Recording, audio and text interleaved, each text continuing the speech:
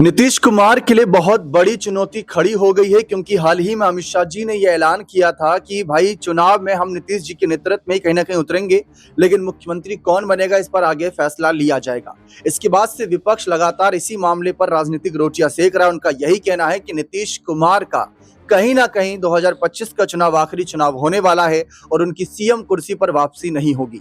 जब जब नीतीश को ऐसा लगा है कि उनकी पार्टी, उनकी कुर्सी खतरे में है, तब तब नीतीश ने कोई ना कोई ठोस कदम उठाया। यहां तक कि जब उनको यह लगा था कि एनडीए दल के साथ रहकर कहीं ना कहीं आरसीपी सिंह मामले की वजह से उनकी पार्टी खतरे में है, तो वो लालू यादव के साथ आए थे। 2014 से पहले जब मोदी जी को आगे करने की बात आई थी, तो कहीं ना कहीं एक्सपीरियंस नेताओं के सम्मान के लिए नीतीश ने पाला बदला था और 2015 का चुनाव तेजस्वी के साथ मिलकर लड़ा था।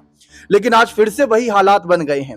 इस पर चर्चा रहेगी कि नीतीश कुमार की कुर्सी और पार्टी दोनों खतरे में नजर आ रही है, क्योंकि बयानबाजी ही कुछ इस कदर हो रही है कि चुनाव के बाद फैसला होगा, यानी महाराष्ट्र वाले खेला की संकेत मिल रहे हैं। अब नीतीश कुमार सीनियर नेता है, जानते हैं कि कब क्या कदम उठाना है। इसी वजह से 20 सालों से लगातार, अगर हम देखें मांझी जी के कार्यकाल को हटा दें, तो लगातार मुख्यमंत्री रहे हैं। और ऐसे में क्या अगले 5 साल और कंटिन्यू कर पाएंगे? अगर कर पाएंगे तो क्या लालू यादव से मदद की गुहार लगाएंगे? इस मामले पर चर्चा करते हैं। अमन सर हमारे साथ मौजूद हैं। सर, कैसे देख रहे हैं? अमित शाह जी का एक बयान सामने आता है, उसके बाद संजय झा का बयान सामने आता है। बड़े नेता सब इस मामले पर चुप्पी साधे बैठे हैं कि कौन होगा सीएम चेहरा एनडीए का, जबकि नीतीश के नेतृत्व में मोदी जी के काम को दिखाकर चुनाव लड़ेंगे, लेकिन सीएम कौन बनेगा इस पर चुप्पी क्यों है? देखिए, बिल्कुल ज़ाहिर बात है कि लगातार इस मामले को लेकर जिस तरह की चर्चाएँ चल रही हैं और चलनी भी चाहिए। बिहार के नज़रिए से देखें तो 20 साल से मुख्यमंत्री नीतीश कुमार हैं और अब ये बात हर कोई कह रहा है कि क्या वास्तव में नीतीश कुमार के नाम पर ही चुनाव लड़ा जाएगा और क्या वास्तव में नीतीश कुमार को ही मुख्यमंत्री बनाया जाएगा? क्योंकि कल भी आप देखेंगे जेडीयू के जो नेता हैं जमा खान, वो ये बात कहते हुए दिखाई पड़ रहे हैं कि भाई कहीं ऐसा ना हो बीजेपी महाराष्ट्र वाला खेल बिहार में करती हुई दिखाई पड़े कि नाम पर तो चुनाव नीतीश कुमार की लड़ा जाए, लेकिन जब मुख्यमंत्री बनाने की बारी आए तो यहाँ पर बीजेपी कोई अपना चेहरा मैदान में उतार दे। वैसे भी आप देखें बीजेपी की तरफ से कई नाम ऐसे हैं जो इन दिनों काफी चर्चाओं में दिखाई पड़ रहे हैं, चाहे सम्राट चौधरी की बात करें, विजय सिन्हा की बात करें या फिर आप गिरिराज सिंह की बात करें। ये तमाम ऐसे चेहरे हैं जो मुख्यमंत्री बनने की और बनाए जाने की जो कोशिश है उसमें लगातार इनकी भूमिका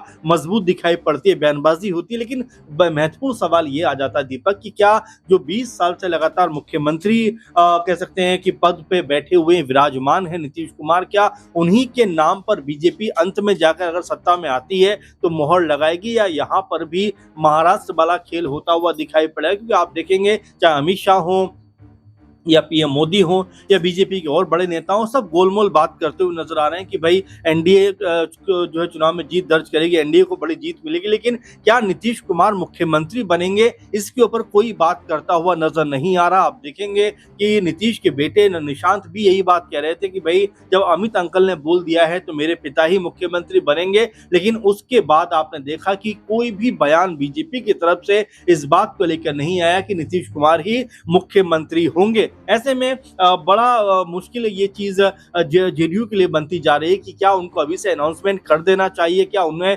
नीतीश कुमार को कह सकते हैं पुरजोर तरीके से प्रोजेक्ट करना चाहिए? क्योंकि ये भी सुनने में आ रहा है कि जेडीयू खेमा भी नीतीश कुमार को मुख्यमंत्री बनाए जाने पर शायद उतना खुश नहीं है और एक जो पक्ष है वो तो ये तक कह रहा है कि 2-3 बड़े चेहरे जेडीयू के अंदर है, क्यों ना उनके ऊपर दाव लगाया जाए। इसमें ललन सिंह का नाम सबसे प्रमुख रूप से ऊपर आता है, इसके बाद निशांत का भी नाम आता है, संजय का नाम आता है और भी तमाम लोग उनका नाम आता है। लेकिन फिलहाल नीतीश कुमार की क्या वाकई में मुख्यमंत्री नहीं बनना चाहते हैं? क्या वाकई में जो मुख्यमंत्री की रेस है उसमें अपने आप को अलग करना चाहते हैं? इसको लेकर भी कोई स्पष्टीकरण नीतीश कुमार की तरफ से नहीं मिल रहा है। जी, जब यही सवाल बिहार के नेता प्रतिपक्ष तेजस्वी यादव से पूछा जाता है कि क्या वो सीएम चेहरे के तौर पर वापसी आ पाएंगे, तो देखिए उन्होंने हाल में एक पॉडकास्ट में क्या बयान दिया। तो अभी जो चुनाव होने वाले हैं, तो क्या आपको लग रहा है अगर एनडीए सत्ता में आती है या बहुमत हासिल करती है तो नीतीश कुमार जी मुख्यमंत्री बन पाएंगे?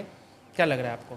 हमको लगता है कि बीजेपी वाले या कोई भी अभी हो सकता है और आप सरकार में बैठे हुए लोग आएंगे भाजपा के, बोलेंगे कि नीतीश जी ही मुख्यमंत्री होंगे, उनके ही नेतृत्व में चुनाव लड़ेंगे। तो उनको बोले ज़रा अमित शाह जी से एफिडेविट पे लिखवा लें कि चुनाव के बाद वही 5 साल के लिए मुख्यमंत्री होंगे। भाजपा जिसके साथ रही है उसको ख़त्म करने में लगी है। आप जितनी भी रीजनल्स पार्टी देख लें, नॉर्थ से साउथ, ईस्ट टू वेस्ट, जो भी भाजपा के साथ रहा है सबको तोड़ा। बिहार में देख लीजिए ना, चिराग पासवान जी की पार्टी का क्या किया भाजपा ने, उदाहरण है बिहार में। वही काम जेडीयू के साथ हो रहा था, और अभी लॉन्ग टर्म प्लान पे वो चला गया प्लान। पहले शॉर्ट टर्म पे था, अब लॉन्ग टर्म पे। तेजस्वी जी, इंडिया अलायंस का क्या फ्यूचर है? इंडिया अलायंस का ही केवल फ्यूचर है, और किसी का नहीं है। ना कोई मीटिंग हो रही है, ना कोऑर्डिनेशन कुछ हो रहा है, कोई इलेक्शन स्ट्रेटजी नहीं है। जब भी होता है, कौन बोला? नहीं हुआ ना, कब हुआ है? हमारी बिहार की बात कर रही है, नहीं, country wide India alliance, national wide. गठबंधन की नहीं बात कर रही, बिहार गठबंधन नहीं, नेशनली इंडिया अलायंस। 2014 से 2025 एनडीए की कितनी बैठक हुई पूरे देश भर में? पर वो इलेक्शन जीते नहीं, रहते हैं। नहीं, वो जीतने की बात नहीं कर रहे। आप कह रहे कोई मीटिंग नहीं हो रही, कोई स्ट्रैटेजी नहीं बन रहा। आप हमको संख्या बताइए तो आप कितनी बार स्ट्रैटेजी, उनकी स्ट्रैटेजी होगी, वो इसीलिए तो तभी जीत रहे हैं। बैठक हुई जब इंडिया अलायंस हम लोगों ने बनाया था। उसके बाद मोदी जी ने फिर से पहली बैठक जो है हमारे गठबंधन के बाद बना था। तो इतने साल से क्यों नहीं बैठक कर रहे थे? इतने नंबर है, उनको जरूरत ही नहीं है। ठीक है ना, चुनाव है, जनता मालिक है, चुनना जीतना वो तो जनता पे छोड़िए ना।